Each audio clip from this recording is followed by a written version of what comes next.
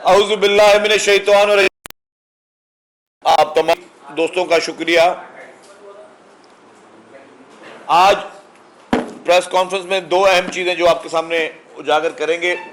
Number 1، محکمہ transport حکومت سندھ کچھ اہم فیصلے کل میٹنگ میں ہوئے ہیں، آج پھر کچھ اہم میٹنگ ہے، پھر اس کے کچھ اہم فیصلے ہوں گے۔ جو کل والے اہم فیصلے وہ میں آپ کو بتاتا چلوں کہ ٹرانسپورٹ ڈپارٹمنٹ نے یہ فیصلہ کیا ہے کہ سندھ بھر میں جو بھی مزدہ ہیں، وینز ہیں جس میں سی این جی لگی ہوئی ہے، ان تمام پبلک ٹرانسپورٹ کو جس میں سی این جی موجود ہے اس کی سلنڈرز اور کٹس کو وہاں سے ہٹایا جائے گا۔ اس کے علاوہ جتنی اسکولز اور کالجز کی بچوں کی ٹرانسپورٹ ہے، وینز ہیں، اس میں سی این جی کٹس ہیں، ان کو بھی وہاں سے ختم کرنے کا فیصلہ کیا گیا ہے۔ نمبر 2، جو بھی ٹرانسپورٹ ڈپارٹمنٹ کی پراپرٹیز ہیں جس پہ انکروچمنٹ ہوئی ہے اس کو فوری طور پر ختم کرنے کے احکامات جاری کر دی گئے ہیں، جس میں ایک مین پراپرٹی 50 ایکڑ کراچی میں ہے، جس میں ایک پی ٹی آئی کے رہنما انہوں نے وہاں پہ کچھ فارم ہاؤسز اور کچھ بھینسوں کے باڑے بنائے ہوئے ہیں جو کہ اوور دی ایئرز جو ہے ان کے قبضے میں تھی، تو اس کو بھی خالی کرانے کے لیے کہہ دیا گیا۔ سندھ بھر میں جتنے بھی ڈیپوز کی جگہیں ہیں ان کو ان میں سے جو ہے اللیگل کنسٹرکشن کو ریموو کرنے کا فیصلہ کیا گیا۔ اس کے ساتھ ساتھ سندھ بھر میں مختلف لوگ اور مافیاز کی جانب سے اللیگل بسوں کے اڈے جو ہیں وہ بنائے گئے ہیں، ان کو بھی فوری طور پر ان کے خلاف ایک میگا آپریشن کر کے سب کو جو اس میں انوالو ہیں ان کو گرفتار کرنے کا فیصلہ کیا گیا ہے۔ ہم چاہتے ہیں کہ جہاں اللیگل ایکٹیویٹی ہو رہی ہے، چاہے وہ انکروچمنٹ کی مد میں ہو، چاہے وہ اللیگل ایکٹیویٹی اس مد میں ہو کہ لوگوں کو کوئی نقصان جس سے پہنچ سکے، اس پہ کارروائی ہوگی۔ جو ہم نے اسکول وینز وغیرہ میں سی این جی کٹس کا ہٹانے کا فیصلہ کیا، اس کی وجہ صرف یہ ہے کہ ہم نہیں چاہتے کہ خدا نہ خواستہ کوئی کسی قسم کا ایسا واقعہ ہو۔ پہلے بھی اس پہ پابندی لگی ہوئی ہے، لیکن اب ٹرانسپورٹ ڈپارٹمنٹ کو مزید انفورس کیا جا رہا ہے کہ وہ اس پہ وہ مزید آگے چلے۔ ایک اور چیز، میں نے 2-3 دن پہلے ایس ایم ٹی اے کی میٹنگ کی، موٹر وے کے طرز عمل کی ایس ایم ٹی جو ہے سندھ ماس ٹرانزٹ اتھارٹی ایک فورس بنانے جا رہی ہے، اور اس فورس کا کام ہوگا سندھ بھر میں پرائیویٹ اور جو ہماری دیگر سروسز ہیں ٹرانسپورٹ کی جو کراچی میں بھی شروع ہوئی ہیں اور باقی سندھ کے دوسرے اضلاع میں شروع کی ہیں، ان پہ جو ہے ان کو ریگولیٹ کرنا اور وہ قاعدے قوانین کے حساب سے چل رہی ہیں یا نہیں چل رہی ان کو دیکھنا۔ اگر اس میں چاہے کوئی گورنمنٹ کی بھی ٹرانسپورٹ ایسی ہوگی جس ٹرانسپورٹ میں کوئی ڈرائیور کہیں کسی سے بدتمیزی کر رہا ہے یا کوئی کنڈکٹر کسی سے بدتمیزی کر رہا ہے، تو فوری طور پر وہ جو فورس ہوگی وہ اس پہ عمل کرے گی، کسی کو مقصد کہ اس پہ نہ ہو، اور اگر کوئی صحیح ڈرائیونگ نہیں کر رہا تو اس کو بھی مانیٹر جو ہے وہ فورس کرے گی، وہ بھی قائم کرنے کا فیصلہ کیا گیا۔ جیسا کہ آپ کو پتہ ہے کہ کراچی میں اس وقت already peoples bus service phase 1 چل رہی ہے، الیکٹرک بسز چل رہی ہیں، پنک بسز چل رہی ہیں، اورنج لائن چل رہی ہے، گرین لائن چل رہی ہے۔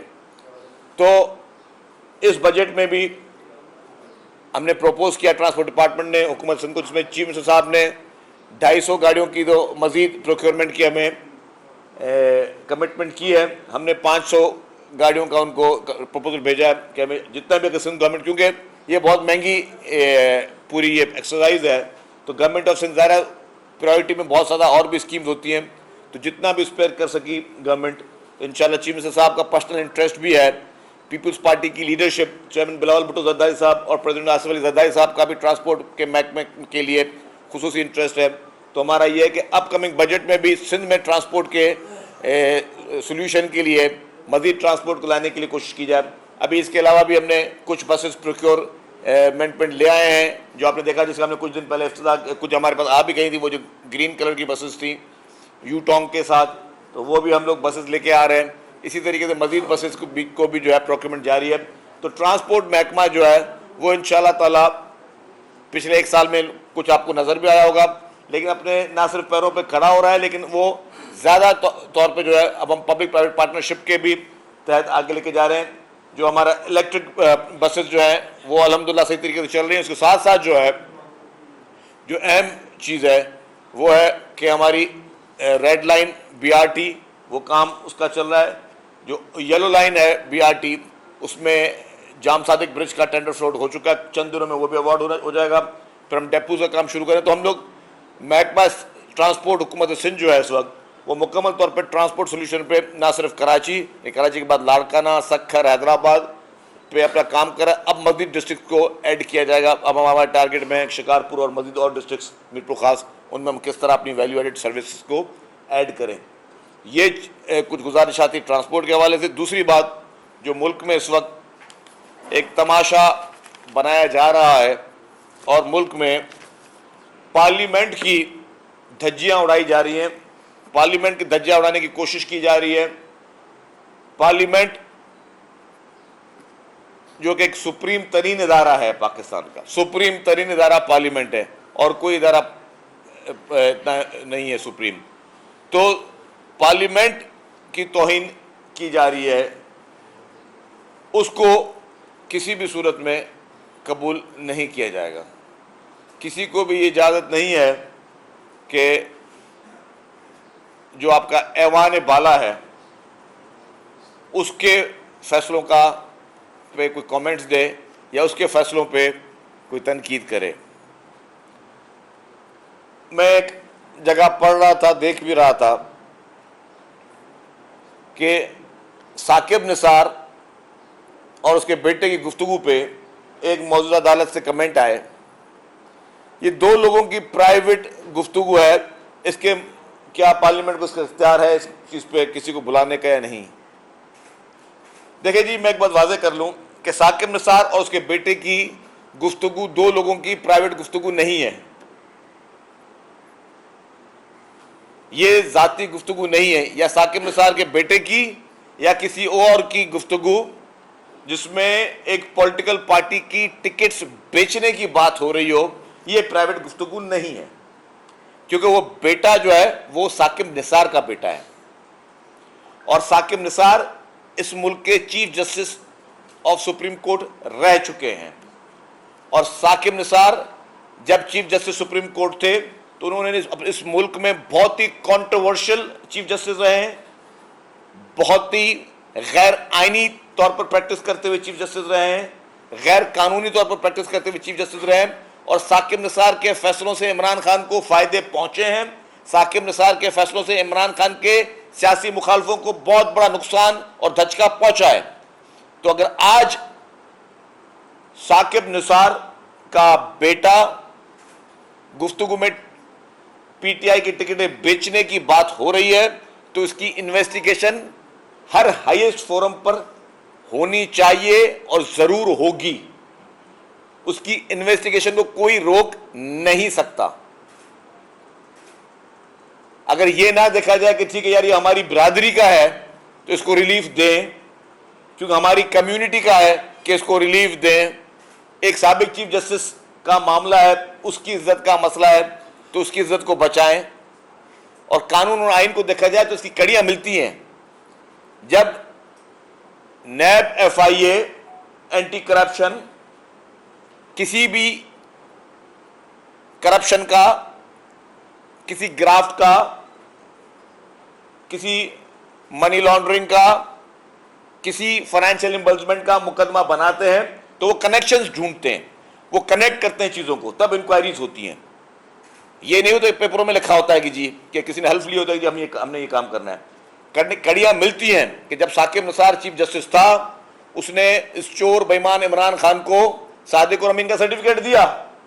کنیکشن ملتے ہیں کہ ثاقب نثار نے عمران خان کو بنی گالا کا اللیگل کنسٹرکشن ریگولائز کر کے دی.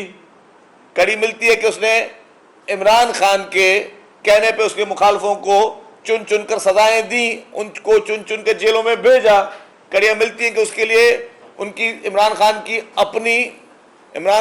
اپنی تقاریریں, عمران خان کی اپنی تقاریبیں اور سپریم کورٹ میں اس وقت پرائم منسٹر کا خطاب جس میں ثاقب نثار ساتھ بیٹھا اور ایک دوسرے سے کو جو محبتیں کر رہے تھے, پھر ڈیم فنڈ اور یہ ڈرامے جتنی چل رہی تھی, یہ ساری کڑیاں ملتی ہیں.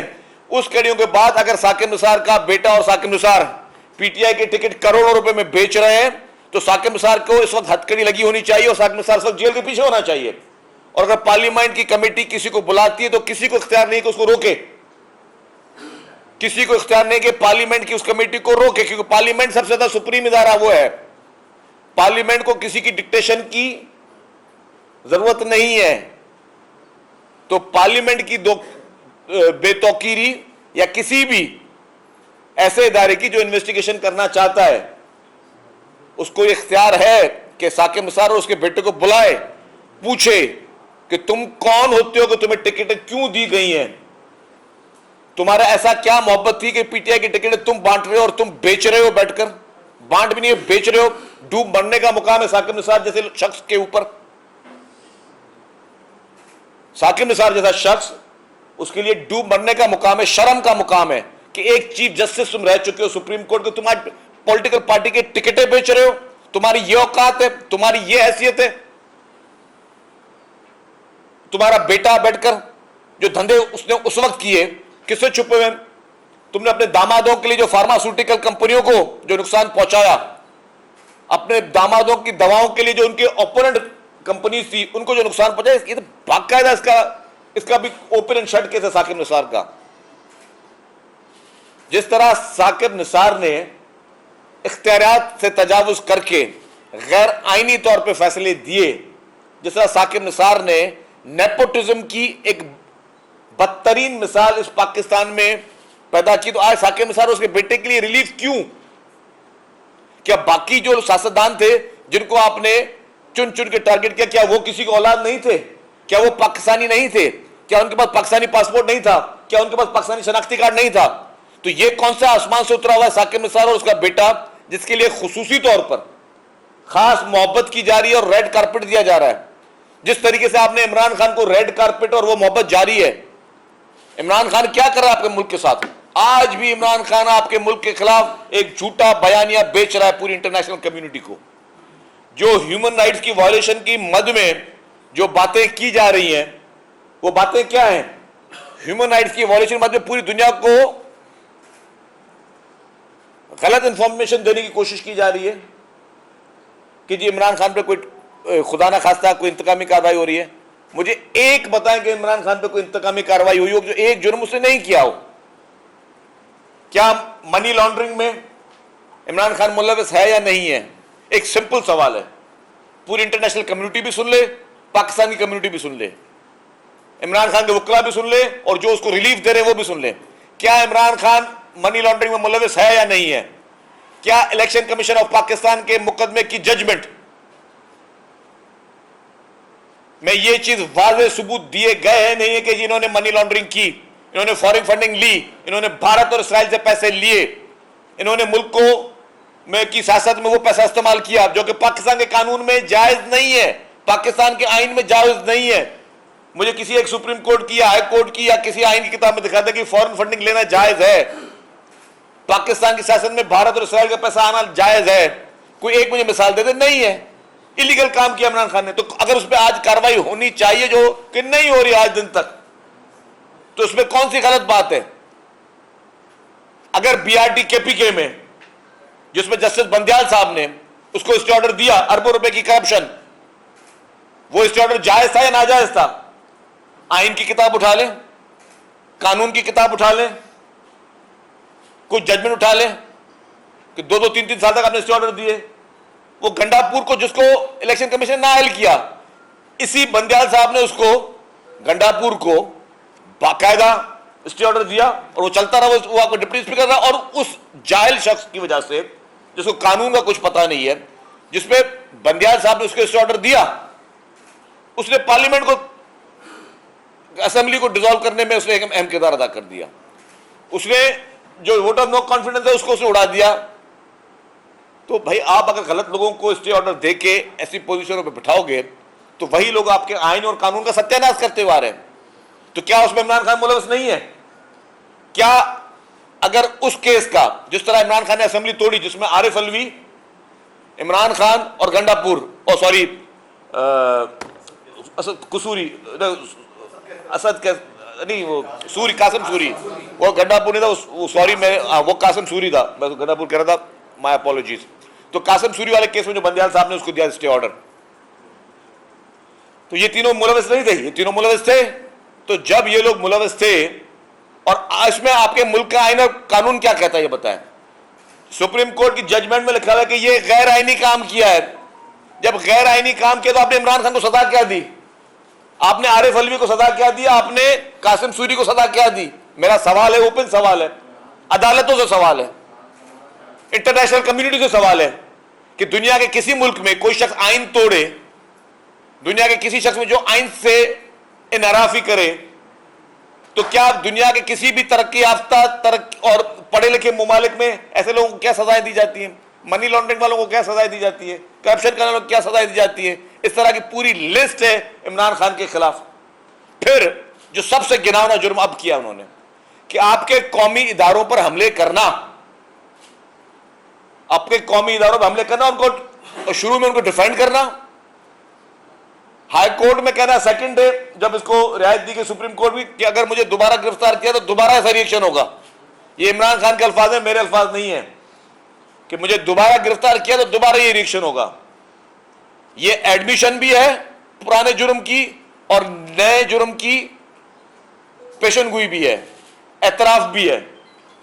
اعتراف بھی کہ ہم نے پہلے بھی کیا اور آئندہ کی دھمکی بھی ہے.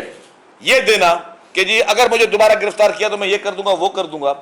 کیا یہ پاکستان، یہ دنیا کے کسی قانون میں اپنے قومی اداروں پر، اپنے شہداء کے مونیومنٹس پہ جناح، قائد اعظم محمد علی جناح ہاؤس تھا، وہ رہ کوئی بھی راجا تھا قائد اعظم محمد علی جناح ہاؤس، اپنے ملک کے بانی کے گھر کو آگ لگا دینا، اگر دنیا میں کہیں اور تو کیا ہوگا آپ کے ساتھ؟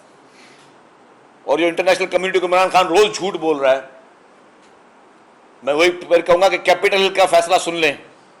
کیپٹل ہل کے ماسٹر مائنڈ کو 18 سال قید ہوئی تھی عمران خان، کیونکہ وہاں پہ قانون چلتا ہے، وہاں پہ آپ سے محبت رکھنے والے لوگ نہیں ہیں، وہاں پہ کہ وہاں پہ جو مخصوص اوپر سیٹوں میں لوگ آپ سے محبت کرتے ہیں یا ان کے کوئی اور ایشوز ہیں کہ آپ کو سزا نہیں مل سکتی. آپ جیل میں ایک دن بھی جیل میں نہیں گیا عمران خان آج دن تک، اتنے سنگین جرائم کے باوجود ایک دن بھی جیل میں نہیں گیا.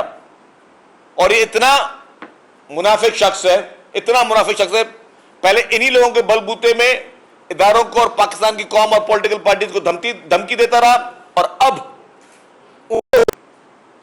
اس کے آپ نے انٹرویو لاسٹ دیکھے، اس میں مجھے پتہ ہی نہیں تھا یہ لوگ کون ہیں. مطلب ایک شخص اتنا جھوٹ، مطلب جھوٹ میں تو اس کی پی ایچ ڈی ہوئی ہے، لیکن ایک شخص اتنا جھوٹ کیسے بول سکتا ہے؟ اس کو پتہ نہیں یاسمین راشد صاحبہ کون تھی، اس کو پتہ نہیں باقی لوگ جو پلاننگ کر رہے تھے جی کہ ہاں کور کمانڈر ہاؤس کے باہر جانا ہے، اندر جانا ہے، وہاں جمع ہونا ہے، وہ کون تھے؟ بولتا مجھے تو پتہ ہی نہیں تھا یہ لوگ کون ہیں. اب وہ یاسمین راشد صاحبہ کو بھی پہچانے سے عمران خان اگر انکار کر جائے تو آپ کیا کہو گے؟ کہ پہلے یہ ساری پلاننگ کرو، ایک سوچی سمجھی سازش کے تحت جلاؤ گھیراؤ کرو. آپ کے اپنے ایم این ایز اور ایم پی ایس، ان کی فوٹیج ہم نے ریلیز کی ہیں، ان کی ویڈیوز ہم نے ریلیز کی ہیں جو اس بلوے میں جلاؤ گھیراؤ میں ملوث ہیں، اور آپ کون اور کیسے کہتے ہیں مجھے پتہ نہیں یہ لوگ کون ہیں؟ تو مطلب یہ کہ پی ٹی آئی کے آج چیئرمین واقعی طور یعنی دماغی طور پہ واقعی اس کی حالت بالکل خراب ہے. وہ اب اس کی سوچنے کی جو ایک صلاحیت ہے وہ اس کی ختم ہوتی جا رہی ہے کہ وہ شخص کہتا ہے کہ جی میں ان لوگوں کو جانتا ہی نہیں ہوں جن لوگوں نے جلاؤ گھیراؤ کیا. اپنے M P as, M N S, ministers, ہاتھ میں ڈنڈے، منہ پہ نقاب، پتھر، بندوقیں، corps commander house, Pindi G H Q, باقی جگہوں پر حملے کرتے ہوئے نظر آ رہے ہیں، پلاننگ کرتے ہوئے نظر آ رہے ہیں. ویڈیوز موجود ہیں ان کے اسلام آباد اور پشاور کے لیڈران کی، آپ نے دیکھی ہوں گی سوشل میڈیا پہ کہ ہاں جی جی ایچ کیو کے باہر جمع ہونا ہے. آپ نے دیکھی وہ ویڈیوز؟ اس کے باوجود کہتے ہیں جی میں ان کو پہچانتا نہیں ہوں کون کر رہا ہے. تو یہ وہ شخص ہے کہ سب کو استعمال کیا، پی ٹی آئی کے معصوم ورکروں کو استعمال کیا، معصوم لوگوں کو جنہوں نے، جس کو اس نے ان کے ذہن میں یہ زہر ڈالا. عمران خان نے زہر ڈالا، وہ آج جیلوں میں پڑے ہوئے. جن کے ذہن میں عمران خان نے جن کو استعمال کیا اپنے ناپاک عزائم کے لیے، اپنے اقتدار کی ہوس کے لیے، غیر آئینی طور پر دوبارہ اقتدار پر آنے کے لیے عمران خان نے جن جن ورکروں کو، عہدیداروں کو، پارٹی لیڈرز کو اور ایم پی ایز ایم این ایز کو اس نے استعمال کیا، آج ان کو پہچاننے سے عمران خان انکاری ہے. آج انکار کرتا کہ میں ان کو جانتا ہی نہیں ہوں. وہ لوگ کون تھے؟ وہ پلانٹڈ تھے، پتہ نہیں کون تھے. یاسمین راشد صاحبہ بھی پلانٹڈ تھی، یہاں پہ آپ کے ایم پی ایز ایم این ایز بھی پلانٹڈ تھے، یہاں آپ کے لیڈران بھی پلانٹڈ تھے، کے پی کے اور آپ کے پنڈی اسلام آباد کے لیڈران وہ بھی پلانٹڈ تھے، پورا سب پلانٹڈ تھے. تو پھر آپ ہو کون؟ اگر سب سے ڈس اون کرتے ہو تو چھوڑ دو فراست کو نا تم، اور خود بھگتو ان ساری چیزوں کو کہ آپ نے لوگوں کو استعمال کر کے ٹشو پیپر کی طرح پھینکا. عمران خان شرم آنی چاہیے. ڈوب مرنے کا مقام ہے آپ کے لیے. لیڈر کا مقصد ہوتا ہے اپنے کارکنوں کو، اپنے ورکروں کو اون کرنا. تم اپنی ذات کے لیے تو ہر سازش کرنے کے لیے تیار ہو. آج تمہارے کارکن جو جیلوں پہ سڑ رہے ہیں، جو تمہاری وجہ سے غلط کام پہ، تم نے ان کو غلط کام پہ لگایا، آج ان کا کوئی پرسان حال نہیں ہے. کتنے لوگ ان کو پوچھنے گئے ہیں، کتنے لوگ ان کو کھانا پہنچانے گئے ہیں، کتنے لوگ ان سے ملاقاتوں کے لیے گئے ہیں. کیا عمران خان اور اس کی بیوی خود گئے کسی سے ملنے کے لیے؟ نہیں گئے. کہ انہوں نے ملک میں کو تماشا بنا ہوا. یہ لوگوں کو استعمال کرنا جانتے اس طرح کے لیڈران. یہ لیڈران نہیں ہے، یہ وہ بہروپی ہیں جن کا مقصد صرف اور صرف اقتدار، اور اقتدار کے لیے یہ ہر اپنے قوم کو، اپنے ملک کو، اپنے ملک کی عوام کو، اپنی پارٹی کے ورکران اور لیڈران کو بھی قربان کرنے کے لیے تیار ہیں، صرف اقتدار کی ہوس میں. تو یہ چیزیں ملک کے لیے خطرناک ہیں. اور انٹرنیشنل کمیونٹی کے لیے خاص طور پہ میں کہوں گا کہ برائے مہربانی عمران خان جو بھی پروپیگنڈا کر رہا ہے، آج بھی اس کے چھوڑے ہوئے لوگ جو دنیا کے مختلف ممالک میں بیٹھ کر ہمارے ملک کے لیے، ہمارے ملک کے اداروں کے لیے، یا سوشل میڈیا پہ بیٹھ کر یا زمین پر آ کے جو لوگ اس طرح کے پروپیگنڈا میں ملوث ہیں، انٹرنیشنل کمیونٹی صرف ایک چیز دیکھے کہ اپنے ملک میں قانون دیکھ لے کہ اگر آپ کے ممالک میں، آپ کے ملکوں میں، آپ کے ترقی یافتہ اور ڈیموکریٹک کنٹریز میں اگر اس طرح کا کوئی لیڈر کام کرے تو اس کی کیا جگہ ہوگی. کیا اس کو آپ بھی اسی طریقے سے ایز اے پولیٹیکل آدمی کہہ کے چھوڑ دیں گے کہ جی کوئی پولیٹیکل وکٹمائزیشن نہ ہو، یا اس کے ان کرائمز کا اسے حساب لیں گے، گریبان پکڑ کے اسے ایک ایک چیز، اسے ایک ایک کرائم کا حساب لیں گے، ایک ایک منی لانڈرنگ کا حساب لیں گے، ایک ایک ان ڈکیتیوں کا حساب لیں گے. اور جو اس کے سہولت کار رہے ہیں عمران خان کے، چاہے وہ ثاقب نثار جیسے لوگ ہوں، ثاقب نثار کا بیٹا ہو، یا اب کوئی سہولت کاری کر رہا ہے، تو میں سمجھتا ہوں ہر ایک کو قانون کی ایک ہی نظر دیکھنا چاہیے. سب سے پہلے وہ ہے، آپ سب سے آخر میں ہیں. جی یہ بتائیں کہ ایک تو آج عمران خان صاحب نے آج ایک بیان دیا ہے کہ یہ جا رہا ہے اور میرے خلاف فیصلے دینے کے لیے ان کو ٹیلی فون کالز کی جا رہی ہے. ایک یہ بات. دوسری بات تو قادر پٹیل کو بھی ایک نوٹس دے دیا ہے انہوں نے کروڑوں روپے ہرجانے کا. دیکھیں جی، عمران خان جو آپ والی بات کی جی میرے خلاف عدالتوں کو فون جا رہے ہیں، یہ عمران خان کے پاس کون سی انٹیلیجنس ایجنسی ہے؟ یا تو عمران خان اپنی کوئی انٹیلیجنس ایجنسی پرائیویٹلی آپریٹ کر رہے ہیں، ہر چیز کا ان کو پتہ ہے اور جھوٹی جھوٹی باتیں بھی پتہ ہے. یا تو وہ جج حضرات اگر کسی کو فون کریں تو بتاتے ہیں عمران یار ہمیں فون آیا تیرے لیے کہ تجھے یہ کرنا ہے. دو چیزیں ہو سکتی ہیں نا، تو دو چیزیں ہو سکتی ہیں. یا عمران خان خود کو کسی انٹیلیجنس ایجنسی کا سربراہ ہے، کوئی نیٹ ورک پاکستان میں بچھایا ہوا ہے، یا عمران خان جو ہے اس کو جج صاحبان بتاتے ہیں کہ آج ہم نے یہ کرنا ہے، آج آپ کے لیے یہ سفارش آئی ہے، آج آپ کے خلاف یہ کال آئی ہے. تو کوئی نہ کوئی تو اس میں کڑی ملتی ہے. اس کے بعد کہ زمینوں پہ قبضے ختم کرا دیں گے محکمہ ٹرانسپورٹ کی. پہلی بات تو اس میں کئی جگہ ایسی کم سے کم دو تو ہم آپ کو نشاندہی کر سکتے ہیں جس میں رینجرز کا آفس بنے ہوئے محکمہ ٹرانسپورٹ کی زمین تو وہ بھی آئے گی اندر. دوسری بات یہ ہے کہ ابھی ان کے ترجمان کہہ رہے ہیں عمران خان کے جو نئے ترجمان ہیں کہ ہم نے تو قومی اداروں کو کبھی نشانہ نہیں بنایا، ہم تو پی ٹی ایم کے خلاف ہیں. تو کیا یہ قومی ادارے میں آنے شروع ہو گئے ہیں تمہارا میڈیا میں؟ دیکھیں جی، اس وقت عمران خان کا ہمیشہ دو بیانیہ رہے ہیں نا. اس کا پاکستان کے اندر ایک بیانیہ رہا ہے اور ملک سے باہر دوسرا بیانیہ رہا ہے.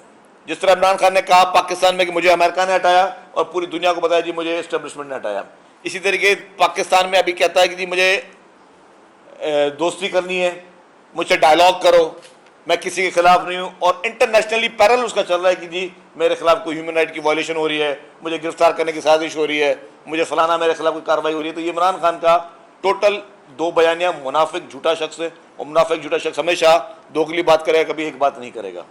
जी अच्छा, सवाल ये बताइएगा कि शहीद बेनज़ीर भुट्टो बोर्ड में एक तालिब इल्म की टॉप करने का एक वाक़या है, उसमें कॉलेज इंतजामिया ने अपना तालिब इल्म मानने से उनको इनकार कर दिया, सिंध हुकूमत ने कोई कार्रवाई का आगाज़ बिल्कुल जी, इसके मिनिस्टर है इस्माइल राहू साहब, और उन्होंने इमीडिएटली एक हाई पावर एक इन्वेस्टिगेशन टीम बिठा दी है, और इसका 1-2 दिन में इसकी रिपोर्ट आ जाएगी। जैसी रिपोर्ट आएगी तो जो भी इसमें मुलविस होगा और इस पूरी चीज़ को देखा जाएगा कि ये बात सच्ची है, झूठी है, क्या है, कोई मुलविस है नहीं है, जो भी इसमें होगा तो उसको खिलाफ सख्त कार्रवाई होगी। मेक श्योर कि किसी के साथ ज्यादती नहीं होगी, किसी को गलत किस्म की कोई डॉक्यूमेंट नहीं मिलेगा। सचिन साहब ये बताइएगा कि आप जो है ऐसा क्यों लग रहा है कि एक नहीं दो पाकिस्तान चल रहे हैं? एक वो पाकिस्तान है जहां लीडरान को सिर्फ माफी मिल रही है, और एक वो पाकिस्तान है जहां कारकुन सारे अंदर हैं, उनके ऊपर उनको मिलिट्री कोर्ट्स के भी हवाले किया जा रहा है, उनका रिमांड भी हो रहा है, लेकिन जो लीडर है वो सिर्फ आता है स्टेज पे माफी मांगता है और चला जाता है। देखिए, मैं समझता हूं कि ये दोगला मयार है, और सबसे ज्यादा इन लोगों को इस्तेमाल करने वाला इमरान खान खुद है।